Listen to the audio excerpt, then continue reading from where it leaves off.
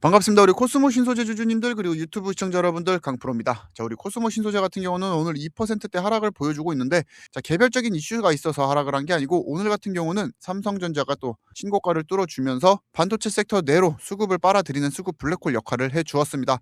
자, 그러다 보니까 이 반도체가 강할 때는 코스닥에 있는 2차 전지, 로봇, 바이오 쪽으로 대장이 나오기가 힘들다라는 걸 여러분들도 이제는 알고 계실 겁니다. 자, 그래서 오늘 주인공 같은 경우는 반도체였고 우리 2차 전지 같은 경우는 거의 전멸을 하는 이런 모습을 보실 수가 있죠. 자, 그 와중에 우리 코스모 신소재 같은 경우도 2%대 하락이면은 충분히 바닥을 잘 다지고 있다라고 생각이 들고 있습니다. 자, 여기를 우리가 선으로 하나 그어 보았을 때 지금 과거부터 시작해서 계속 저항과 지지로 작용을 하는 것을 확인을 하실 수가 있습니다. 자, 그렇다 보니까 우리가 이제 락바텀은 확인이 되었으니까 오히려 좀 매력적인 자리로 봐야 되나라고 생각을 하실 수도 있지만, 자, 지금 우리 코스모 신소재 아예 안 갖고 계시다라고 하면은 지금도 진입하시기는 너무 좋지만 여러분들이 이미 진입을 해 계시고 물량을 보유하고 계시다라고 하면은 지금은 홀딩을 하는 시점이 맞다라고 말씀을 드리고 싶습니다. 자, 일단 우리 코스모 신소재가 주가가 하락하게 된 이유가 바로 이 2차 전지 둔화 EV에 대한 캐즘으로 인한 2차 전지 섹터가 전반적으로 눌릴 때 좀 더 강하게 눌린 경향을 받았는데, 자, 하지만 지금은 이 ESS, LFP 배터리 수요가 계속해서 증가하고 있고, 자, 그 수요에 발맞춰서 현재 코스모 신소재 같은 경우는 실적도 계속 상승을 하고 있습니다. 자, 다만 제가 여러분들께 왜 홀딩을 하라고 이야기를 드리느냐, 제가 더 여러분들께 매력적인 자리를 짚어드리기 위해서 현재 코스모 신소재를 매일 브리핑해드리고 있고, 여러분들이 구독, 좋아요를 눌러주셔야 제가 여러분들에게 늦지 않고 그 타이밍 잡아드릴 수 있기 때문에 여러분들도 제 영상을 하루에 딱 10분만 시청을 해주시면은 분명히 코스모 신소재로 열려있는 업사이드 다 수익으로 전환하실 수 있다라고 말씀을 드리면서, 2차 전지의 가장 큰 이벤트가 바로 엔케미 CATL과의 공급 계약이었죠. 그래서 오늘도 이제 CATL에 대한 기사가 하나 나왔는데, 자, 9시 41분에 지금 CATL 내년 2월 국내 최대 리튬 공장 광산을 재가동한다라는 내용이었습니다. 자, 이 기사에서 가장 중요한 포인트 같은 경우는 이제 리튬이 부족해서 광산을 다시 여는 게 아니라 공급 과잉과 수익성 악화를 우려해서 당국이 채굴 허가를 중단했다가 지금은 이제 리튬 공급량 조절 목적으로 조업 재개 승인을 전망한다라고 이야기를 했지만, 사실상 이제 승인이 난 것으로 시장은 받아들이고 있다라는 겁니다. 자, 이 말이 무엇이냐? 현재는 이제 리튬 가격이 이제는 수급이 아니라 정책과 전략적으로 관리되는 국면에 들어섰다라는 거죠. 그래서 기사에서도 나와 있지만 광산 조업 중단 이후에 이제 리튬 가격이 20% 이상 상승을 하면서 CATL이 광산을 다시 연다라는 것은 여기서 추가적으로 가격을 올려받겠다라기보다는 더 올라가는 것을 이제 막겠다라는 이야기와도 같다라는 거죠. 자, 그러면 리튬 가격이 안정되면은 가장 먼저 살아나는 시장이 어디일까? 전기차일까? 이제 ESS일까라는 여러분들의 고민이 또 되실 수가 있는데, 현재 EV보다는 ESS가 더 크게 성장할 가능성이 높아지고 있다는 거죠. 현재 대한민국 배터리 산업 같은 경우는 이제는 EV가 아니라 ESS 시장 중심으로 무게 중심을 옮기고 있고, 국내에서는 ESS 전용 포스코 퓨처엠이 CNGR과 함께 연간 5만 톤 규모의 LFP 양극재 공장까지 건설한다라고 이야기를 하고 있습니다. 자, 여기에서 핵심은 결국에는 우리가 ESS라는 거죠. EV와는 다르게 에너지의 밀도는 조금 낮아도 되지만 가격이 저렴해야 되고, 거기다가 EV보다 수명은 압도적으로 길어야 된다는 겁니다. 자, 거기다가 EV도 마찬가지지만 이 화재에 굉장히 많은 신경을 쓰고 있습니다. 자, 그리고 ESS에서 삼원계보다는 LFP가 굉장히 많이 쓰이죠. 글로벌적인 ESS 수요를 우리가 따져보게 되었을 때 2023년에는 44GWh, 그리고 2030년에는 508GWh로 확대를 할 예정을 하고 있습니다. 자, 단순히 이것을 이만큼 시장 파이가 커지네라고 여러분들이 받아들이시면 안 된다라는 거죠.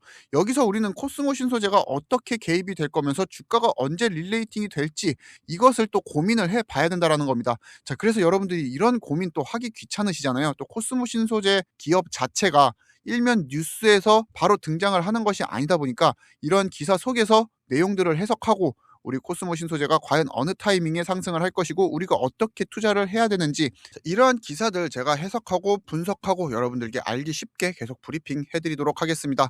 자, 그렇게 이런 양질의 컨텐츠를 제작하기 위해 여러분들의 구독과 좋아요가 가장 필요한 저 강프로이면서, 여러분들에게 뭐 텔레그램방 입장하셔라, 유료방 입장하셔라, 금전적으로 뭐 요구 드리는 게 아니고 단지 구독, 좋아요만 제가 말씀드리고 있잖아요. 그쵸? 그래서 잊지 말고 구독, 좋아요 한 번씩 부탁드리면서, 자, 코스모 신소재 같은 경우는 이제 완성차 배터리를 만드는 회사가 아니죠. 그리고 양극재 완제품을 만드는 회사도 아닙니다. 양극재에 들어가는 핵심 소재를 공급하는 회사로 밸류를 갖고 있죠. 자, 모두가 아는 이야기를 왜 하느냐? 결론적으로 ESS 시장이 커질수록 배터리의 종류가 여러 가지로 많아질수록 어쨌든 바뀌지 않는 것은 이 소재를 사용해야 된다라는 겁니다. 그리고 전기차가 줄어들어도 ESS 수요가 그 뒤를 받쳐주고 있고, 삼원계가 흔들려도 LFP가 늘어나고 있습니다.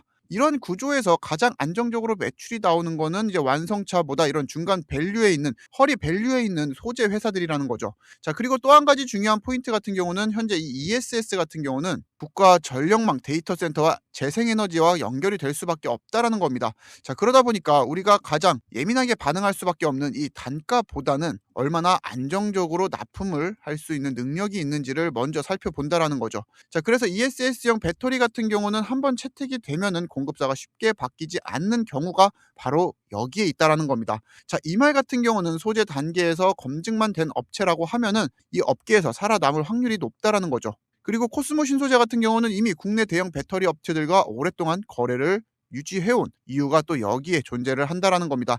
지금 주가가 움직이지 않고 상승분을 이제 반납을 하면서 박스권 횡보를 이어가고 있는데, 이러한 구간이 여러분들의 이제 피로도가 상승하는 구간일 거라고 생각은 하고 있습니다. 하지만 우리가 코스모 신소재를 매도가 아니라 매수를 할 수 있는 이유가 여기 있다라는 거죠. 그리고 지금 당장 매수보다 제가 여러분들에게 더 적합한 자리가 오면은 또 짚어드릴 준비를 하고 있으니까 그런 타이밍들을 놓치지 마셔야 된다라는 겁니다. 자, 그래서 제가 코스모 신소재를 오늘 이야기를 하면서 오늘 나왔던 이 CATL 광산 이슈와 함께 이 ESS 내용을 말씀드린 이유는, 솔직히 우리 코스모 신소재 같은 경우는 전기차의 캐즘을 직격탄으로 맞을 수밖에 없는 그런 구조에 놓여 있는 것은 사실입니다. 자, 다만 지금 이 ESS 수요가 증가하고 있고, 오히려 소재라는 하단 밸류의 자리를 잡고 있기 때문에 이러한 흐름 속에서도 충격이 덜하고, 상승할 때는 1등 따라가는 2등, 3등 꾸준히 우상향을 할 수 있는 기업이라는 거죠. 자, 그렇게 지금 코스모 신소재가 주도주로서 갑자기 주가를 이끌고 올라간다라는 이런 스토리는 허무맹랑한 소리이기 때문에 여러분들에게도 말씀을 드리진 않을 겁니다. 거기다 저 강프로 같은 경우는 또 이날 이런 장대 양봉이 나타날 거예요라고 찝어드리는 그런 점쟁이가 아니라는 겁니다. 주식시장에 여러분들 100%는 없습니다. 다만 우리가 주가를 릴레이팅 시킬 수 있는 재료가 호재, 그리고 그 반대가 악재라고 표현을 하게 됐을 때, 자, 지금 우리 코스모 신소재는 우상향을 할 수 있는 이유들, 호재들이 솔직히 80% 이상은 자리를 차지하고 있고, 악재는 솔직히 20% 미만이라는 거죠. 그중 하나가 지금 EV 전기차 쪽으로 수혜가 많이 노출되어 있는 기업이다 보니까 전기차 캐즘으로 인해서 주가가 눌리는 현상은 우리가 피할 수는 없지만, 지금 현재 이 ESS 수요가 증가함에 따라서 다시 한번 더 긍정적인 시선으로 바라볼 필요는 있다라는 겁니다. 자, 그래서 지금 이런 락바톤도 확인이 되고 있는 시점에 무리하게 여러분들이 매도하시기보다는 홀딩하시면서, 지금 당장 이제 수익이 급하신 우리 주주님들, 그리고 저 강프로 구독자님들, 지금까지 제 영상을 시청해 주셨다라는 것은 이제 제 영상이 어느 정도 유의미했다라는 거니까 이제는 구독, 좋아요 눌러주시고, 여러분들이 코스모 신소재를 이제 홀딩을 하시면서 조금 유익 있게 봐야 되는 종목들 좀 몇 가지 말씀드리도록 하겠습니다. 자, 지금 이제 26년이 다가오고 있고, 이제 1월 달에 JP모건 헬스 컨퍼런스가 준비를 하고 있습니다. 자, 이제 바이오 섹터 내에서는 가장 큰 이벤트인데, 여기서 우리가 조금 봐야 되는 종목들이 몇 가지 있다라는 거죠. 자, 그런 종목들을 제가 메모장에다가 그냥 바로 적어드리도록 하겠습니다. 필요하신 분들은 편하게 사용하셔도 될 것 같은데, 제가 또 한두 종목만 여러분들에게 말씀드리면은 제 영상 종료하시고 풀 매수 때려버리실까봐 지금 강프로가 좀 유익 있게 보는 제약바이오 종목들까지 같이 껴놨으니까 여러분들이 한번 공부를 해 보시면 좋을 것 같습니다. 자, 너무 또 막연하게 많은 것 같아서 JP 헬스모건 컨퍼런스에 또 유력한 상승 종목들 또 추려왔습니다. 자, 딱 요 정도 종목들 여러분들이 보시면서 투자를 해 보시면 될 것 같고, 자, 이것도 어렵다, 여기서도 감을 잡기가 어렵다라고 하시는 분들은 지금 영상 하단 고정 댓글 확인해 주시면은 저 강프로가 또 여러분들에게 더 적극적으로 도움 드릴 수 있는 방법까지 기재해 놨으니까 같이 한번 시청을 해 보시면 더 좋을 것 같습니다. 자, 그래서 오늘 우리 코스모 신소재 같은 경우는 음봉으로 하루를 마무리했지만 여전히 상승 모멘텀이 충분하다라는 겁니다.